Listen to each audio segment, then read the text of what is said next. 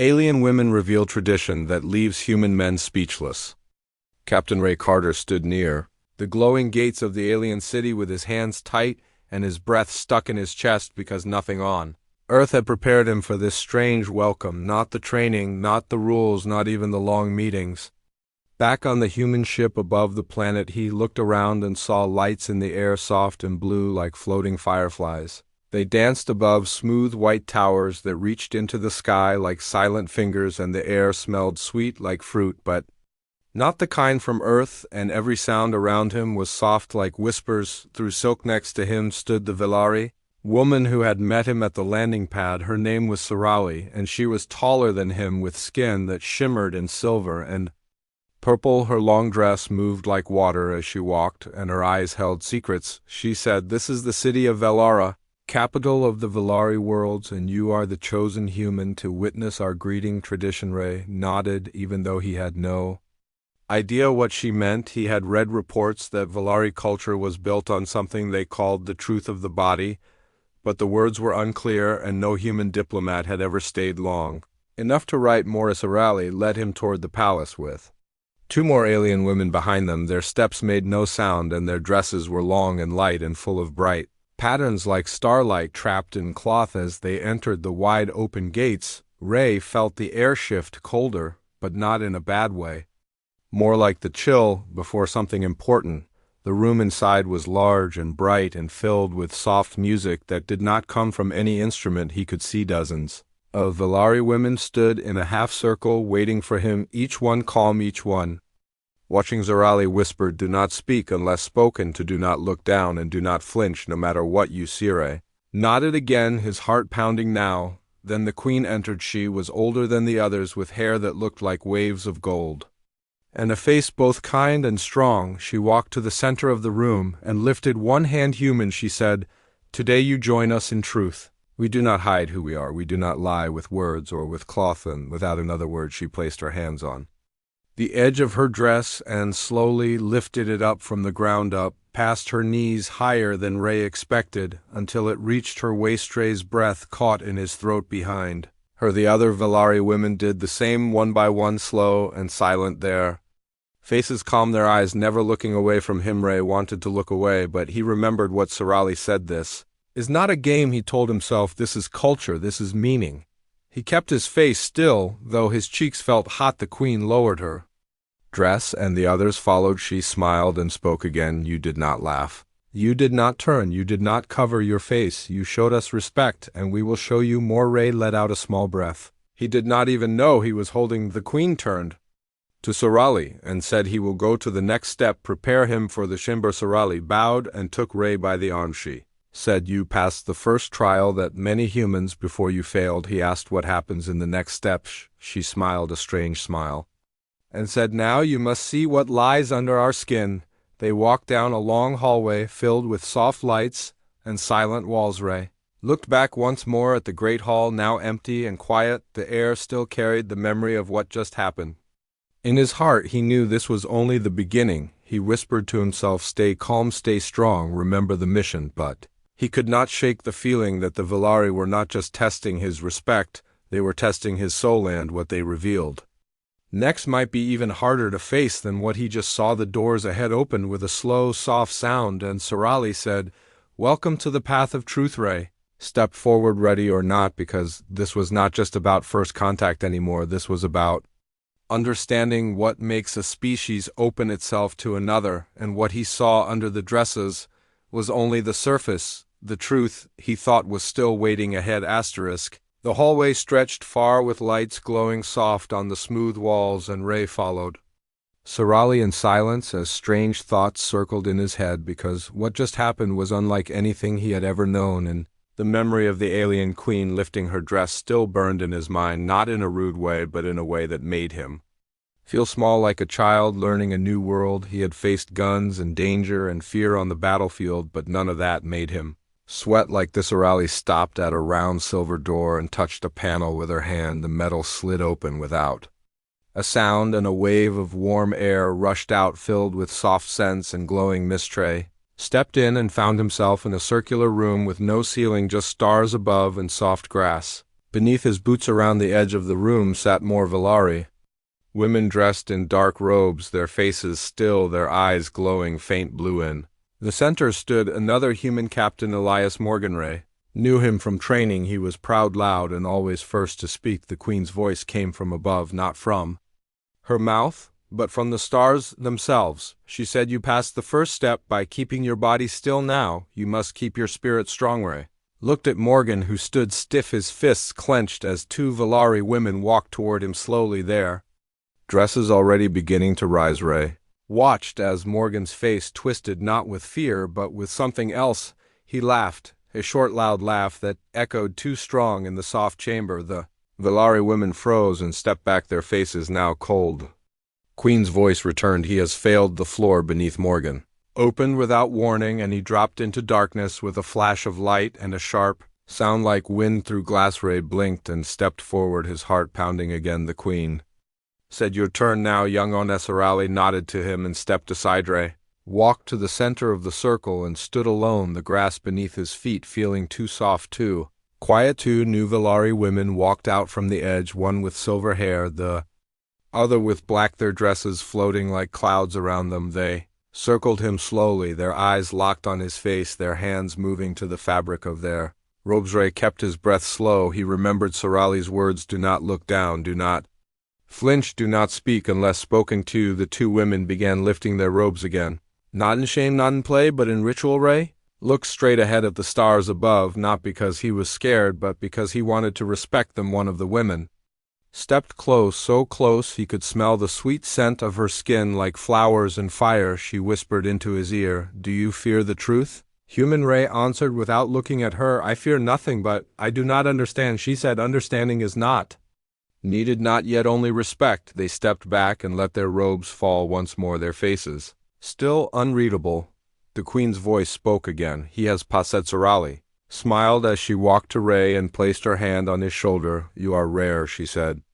"Most humans fail the second trial." Ray asked, "What comes next?" She said, "Now we see if you will break when we show you the truths under the skin, not just ours, but yours." They walked again through another long hallway, this one darker, colder. Ray felt the weight of each step, as if the walls themselves watched him. They entered a chamber with walls of crystal and a floor like still water. In the center was a seat made of clear stone, and above it floated a soft blue orb, pulsing with slow light. "Sit," Sarali said, "and open your thoughts." Ray sat down, and the moment he touched the seat, the orb flashed, and he felt something enter his mind, not like a voice, but like a feeling. He saw his brother, his home, the war, the pain. He saw the faces of those he lost, and he heard a whisper in his mind, "You carry pain, human, you carry guilt, you hide it with pride, but it leaks through your smile." He wanted to stand up, but found that he could not move. The Velari women around the chamber began to hum a soft sound that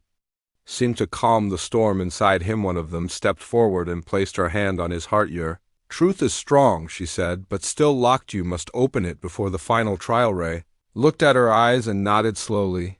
He felt a weight inside his chest shift just a little. Sarali said, "Tomorrow we begin the truth of the soul." And Ray knew that everything so far was only the surface.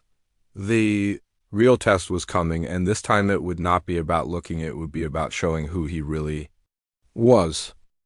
The morning came with a red sky and strange songs rising from the distant towers as Ray stood near the edge of the garden where silver trees shimmered and the air smelled like spice and flowers, but he could not enjoy the beauty because he knew what was coming today, and it was not like anything he had faced before. Sarali walked beside him, silent and calm, her silver robe brushing against the soft grass as they made their way toward the ancient steps carved into the ground near the palace walls, and with each step Ray felt the air grow heavier, as if the planet itself was holding its breath. These stairs lead to the place called the memory below, Sarali said, "and only a few are ever brought here, and even fewer return unchanged." Ray asked what he must do inside, but Sarali only looked at him with sad eyes and said, "You must not lie to yourself, not even once." They reached a wide stone door covered in glowing marks that moved like water, and when Sarali touched the center, the door opened with a slow hum, revealing a tunnel filled with soft blue mist and distant echoes like forgotten voices. Ray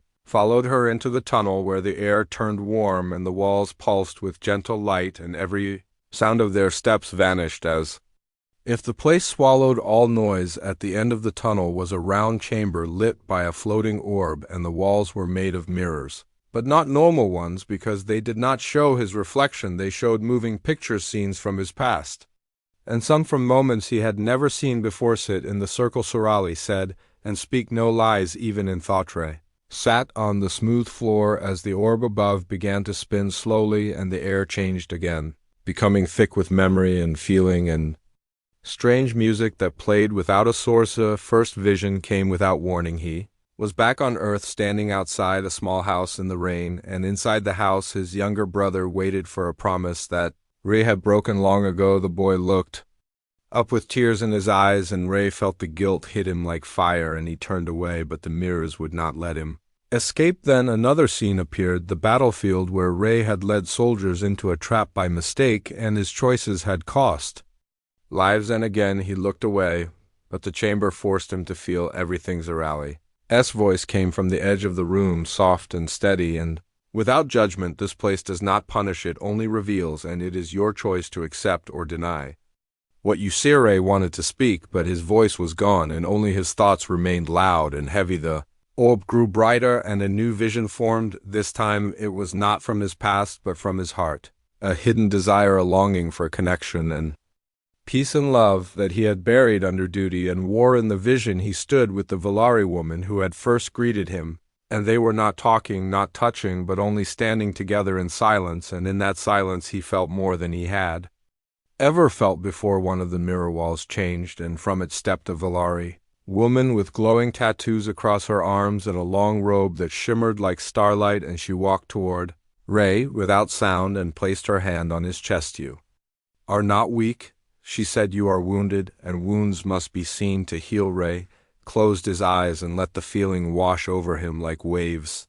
The orb above him dimmed, and the mirrors slowly faded until only darkness remained. You have seen yourself, Sorali said, and now the next trial begins. Ray stood with legs shaking, but his heart steady and strong, and he followed her deeper into the chambers where the walls changed from crystal to stone, and the light turned red and gold. This is the chamber of sharing, Sorali said, where your truth will meet another, and only then will you learn if you are truly ready. The chamber opened to reveal a large space with cushions and soft lights, and in the center sat a Thelari woman with fire-red hair and eyes like deep oceans, and she looked up at Ray with no fear, no smile, just calm. Her name is Myra, Sorali said, and she is the seer of skin. She will see your truth, and you will see hers, and no words will be needed. Ray stepped forward and sat across from Myra, and she reached out with both hands open, and her skin was warm and alive with soft energy. The moment their hands touched, Ray saw flashes of her life, memories of pain, strength, joy, and loss. He saw her running through fire to save a child, her hands shaking as she held her dying mother, her quiet smile as she stood alone on a mountaintop watching the stars. Myra's voice entered his mind and said, now you know me, and now I will know you. Ray opened his mind and let her see everything. No lies, no walls, only truth. And in that moment something changed between them, something deep, something silent, something more powerful than words ever could be. Ray opened his eyes to the soft golden light of the new chamber, where silence wrapped around him like a blanket. And Myra sat across from him, her hands resting on her knees and her eyes fixed on his with calm strength and unspoken emotion. The vision they shared had ended, but something between them remained, something heavy and real and alive. And though they had not moved or spoken, Ray felt like he had just walked through fire. The chamber doors closed behind them without sound, and Sorali's voice echoed from the high walls, saying, the next truth is yours alone, and only you can choose to give it or keep it locked away. Myra stood slowly and walked to the center of the room, where a circle of silver stones marked the floor, and she turned and held out her hand without saying a word. Ray understood this was not a request, and it was not a command. It was an invitation to share. He stepped into the circle and took her hand, and the warmth of her skin sent a rush of memories into his heart. He saw flashes of his mother's smile, the way she sang to him as a child, the laughter of his friends before the war, the hollow silence after battles that left more scars on his mind than on his body. Myra spoke at last, her voice soft but clear. You carry grief and guilt, but also hope and love. You fear showing it because your world teaches you to hide what hurts, but here we ask you to reveal. Itre swallowed hard and looked down at his hand, then back into her eyes. I do not know how to begin, he said. Begin with the thing you fear most, she replied. Ray closed his eyes and let the truth rise. I was afraid.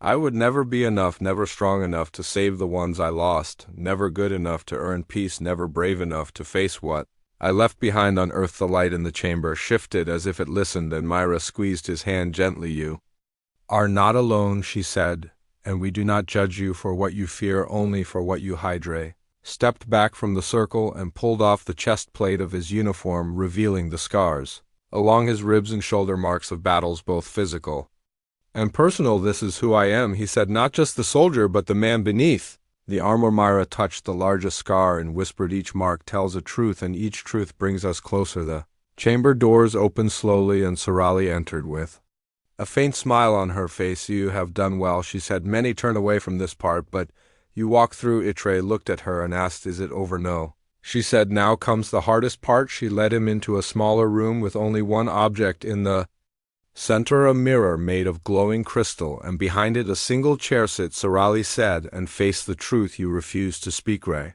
sat and looked into the mirror, but he did not see his face. He saw images from Earth, again his brother's last message.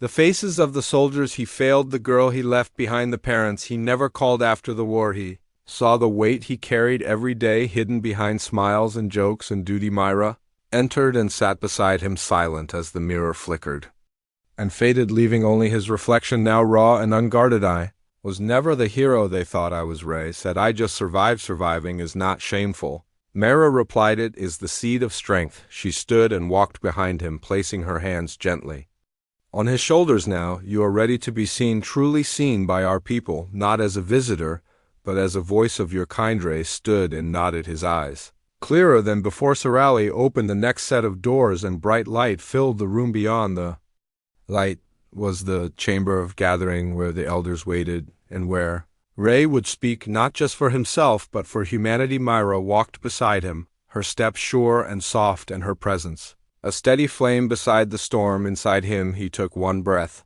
one step, one choice, no longer hiding, no longer afraid. This was not just about tradition, this was about becoming something more, something honest, something whole.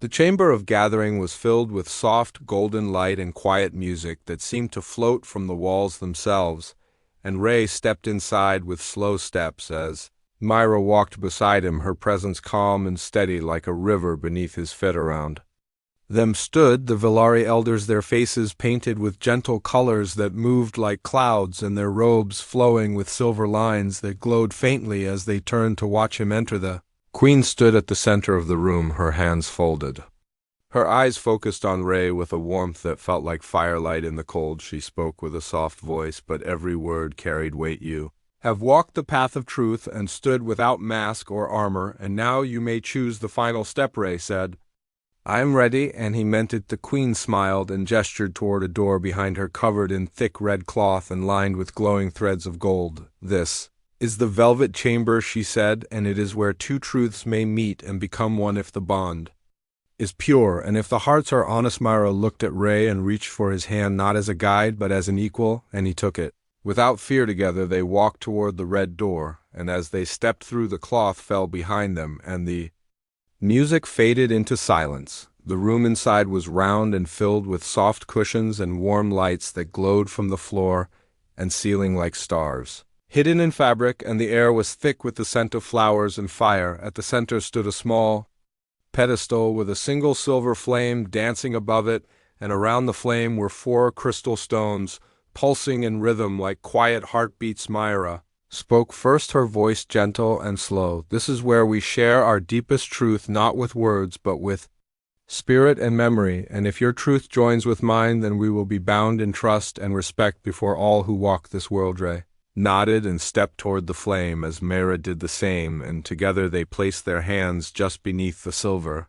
fire, letting the heat touch their skin without pain. In that moment images flashed before their eyes, not like visions, but like feelings made real. Ray saw Myra's memories, her fears, her hopes, her dreams of peace and unity, and her long years spent waiting for someone who would understand without judgment. Myra saw Ray's heart as it was raw and full of sorrow and full of love and courage, not for glory but for others, for those he had failed, and for those he still wished to protect. The flame rose higher, and the crystal stones glowed brighter, and the room became filled with soft wind that carried the sound of a distant heartbeat.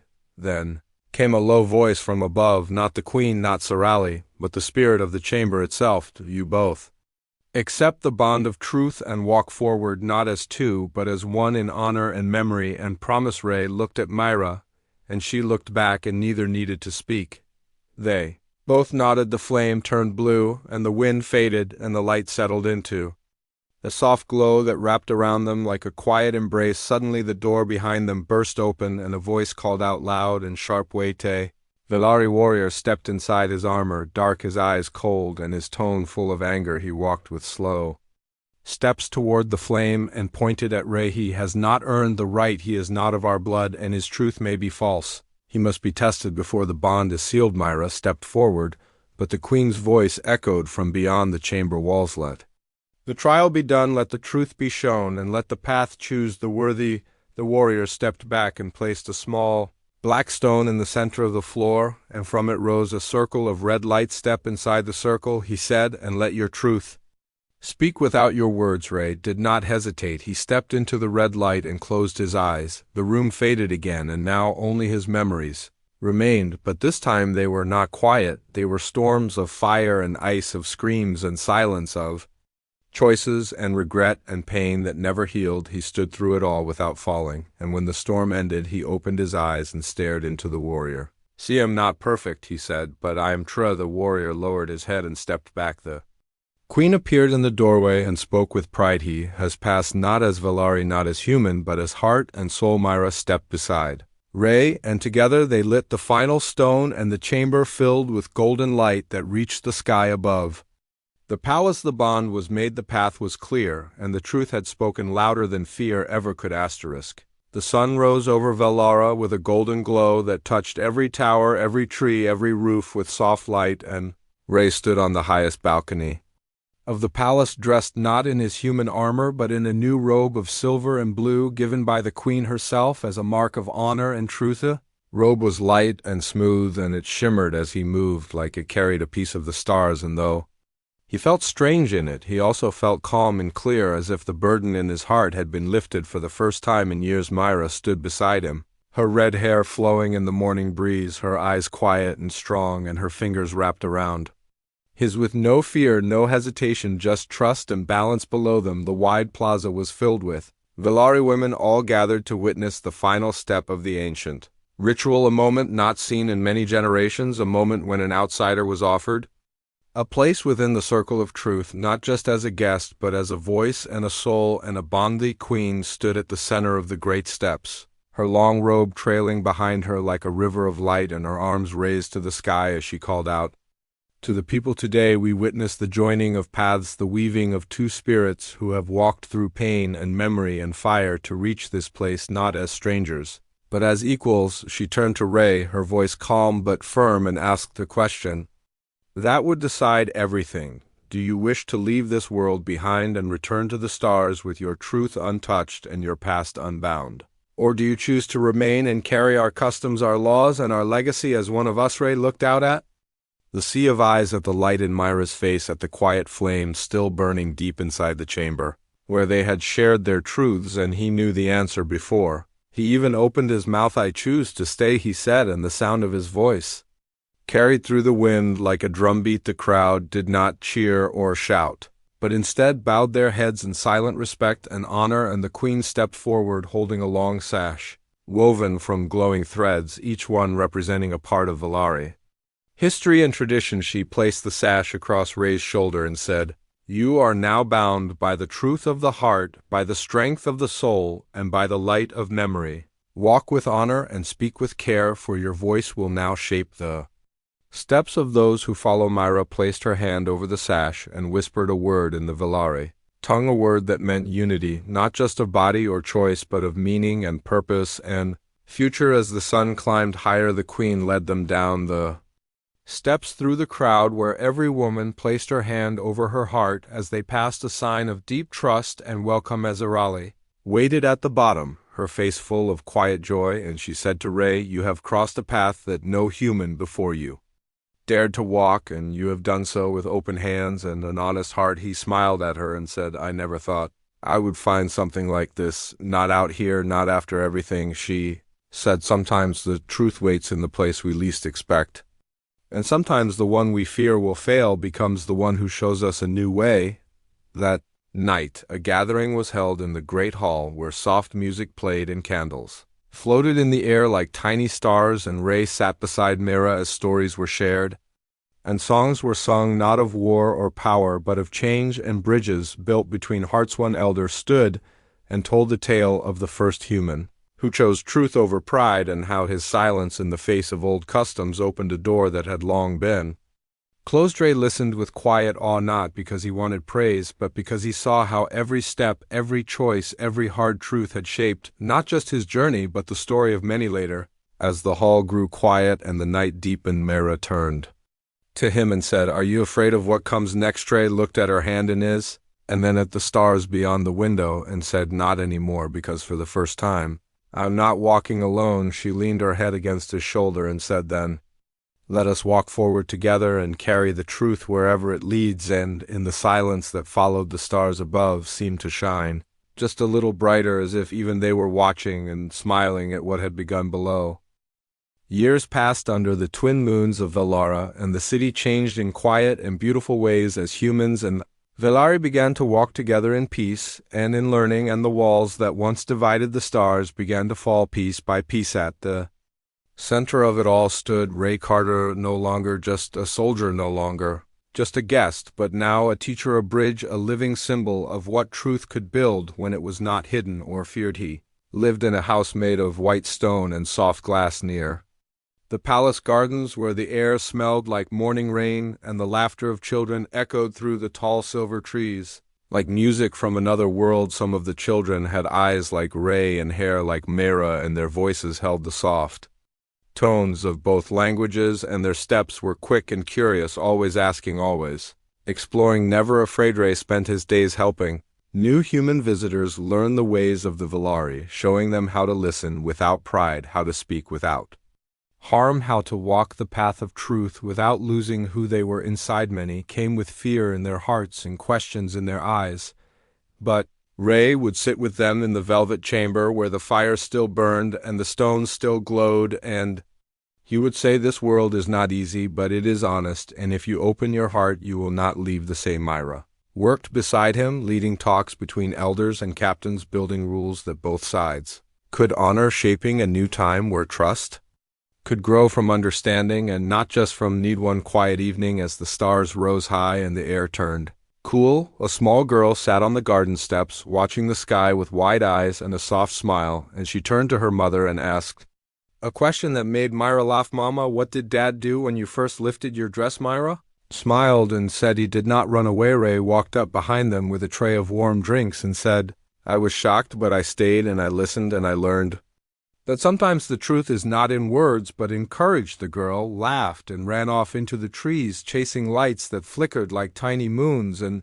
Myra leaned her head on Ray's shoulder with a sigh of peace. Later that night, as the city slept and the sky was full of quiet light, Ray stood on the same balcony where the Queen had once asked him to choose.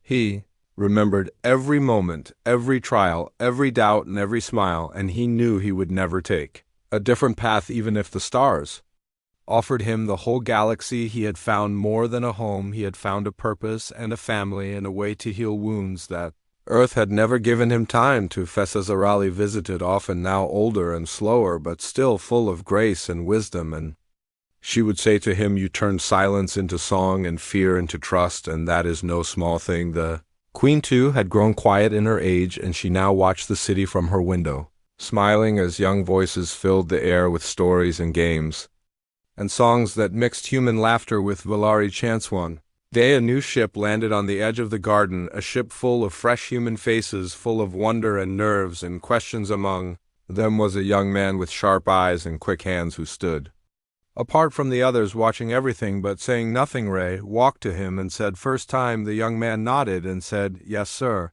I heard stories, but I did not believe them." Ray smiled and said, "You will soon." They walked together through the garden, and Ray pointed to the palace and said, "Do not fear what you see. Do not laugh when you feel unsure, and do not close your heart just because something is strange." The young man asked, "What should I do if I see something that surprises me?" Ray said, "Stay calm, stay kind, and remember that sometimes the deepest truth comes in silence." That night, Ray sat with Myra under the stars and watched the city glow with soft blue light, and he whispered, "I wonder what Earth would look like if we had shared truth this way from the beginning." Myra said, "Maybe it is not too late," and together they watched the stars fall gently like rain as the wind carried voices and songs and the promise of a future built not on power or pride, but on something much stronger: understanding and truth.